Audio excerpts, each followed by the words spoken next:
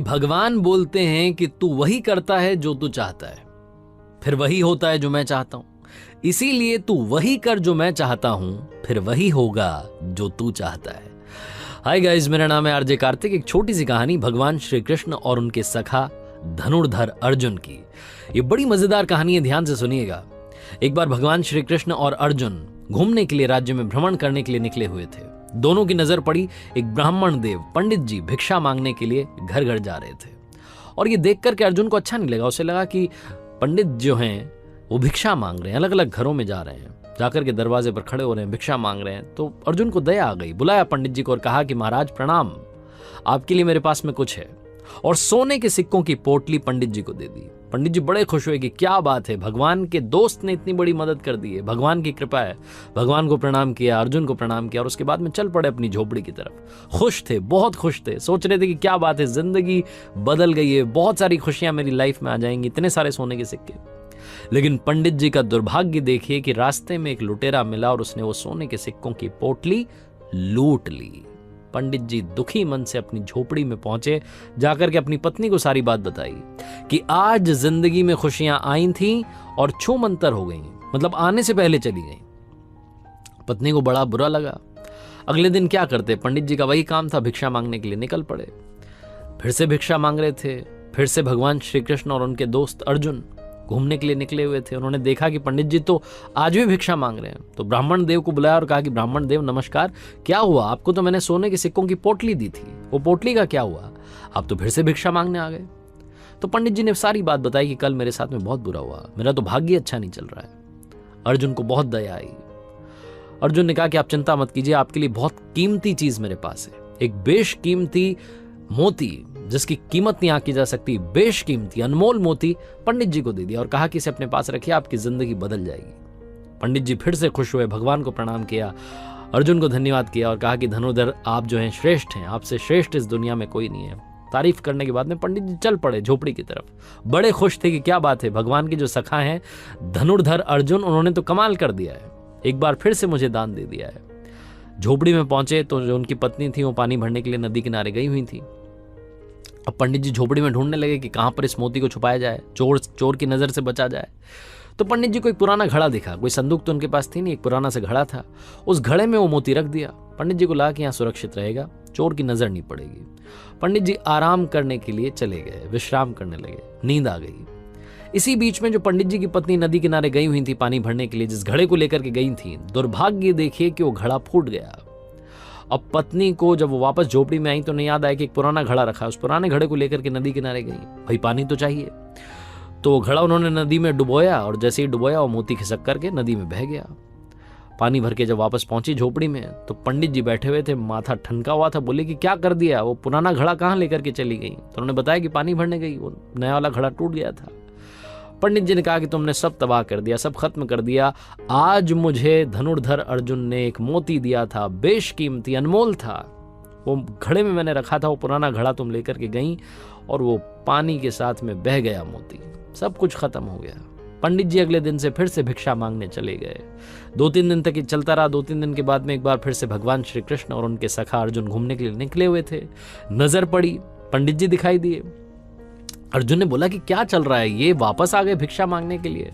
बुलाया और पूछा कि ब्राह्मण देव क्या हुआ, आपको जो मोती दिया था उसका क्या हुआ? तो ब्राह्मण देव ने कहा, पंडित जी ने कहा कि क्या बताऊं महाराज, मेरा तो दुर्भाग्य चल रहा है। मेरी पत्नी वो पुराना घड़ा जिसमें मैंने मोती रखा था उसे लेकर के नदी किनारे गई और वो मोती बह गया, अब तो मिल भी नहीं रहा है। भगवान की तरफ अर्जुन ने देखा और कहा कि मदद कीजिए भगवान, कुछ तो कीजिए। भगवान श्री कृष्ण ने अपने पास में से 2 पैसे 2 सिक्के निकाल करके पंडित जी को दिए और कहा कि काम कीजिएगा, अब आप आगे मत जाइएगा, पीछे जाइएगा, जिस रास्ते से आप आए थे उसी रास्ते पर वापस जाइए, अपनी झोपड़ी में जाइए, सब ठीक हो जाएगा।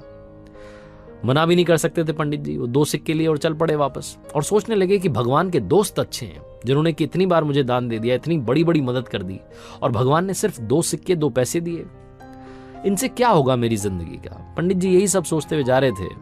तभी नदी किनारे से एक मछुआरा आ रहा था, अपने साथ में जाल लेकर के आ रहा था। उस जाल में एक मछली, बहुत ही सुंदर सी मछली फंसी हुई थी।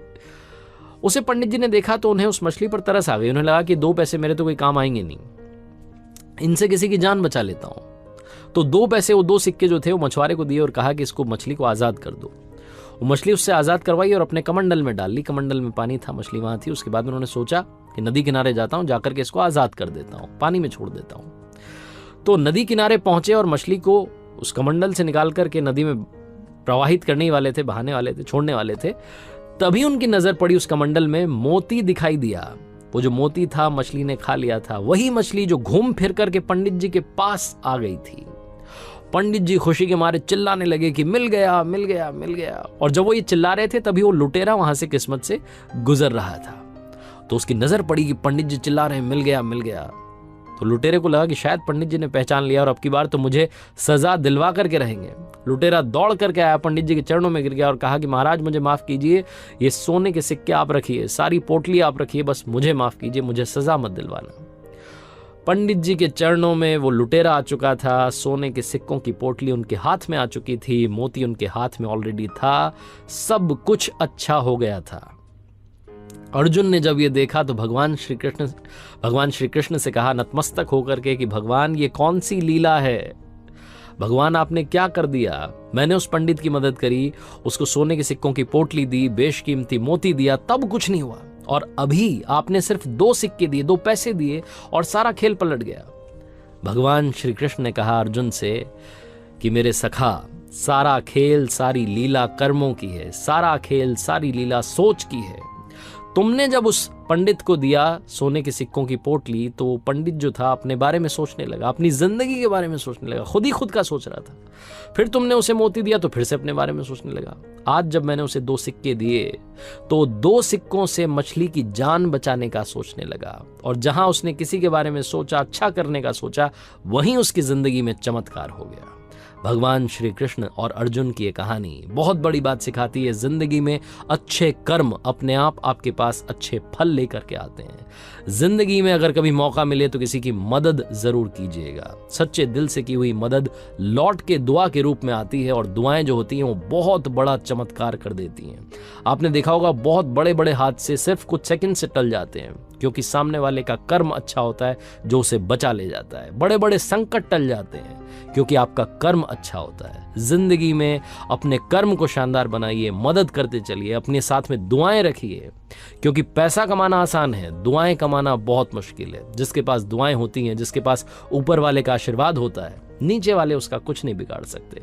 आरजे कार्तिक बस यही कहता है हर कहानी के आखिरी में, और आज भी आपसे कहना चाहता हूं कि दुआओं के साथ, अच्छे कर्मों के साथ, ऊपर वाले के आशीर्वाद के साथ, आपके लव्ड वंस के प्यार के साथ कर दिखाओ कुछ ऐसा कि दुनिया करना चाहे आपके जैसा।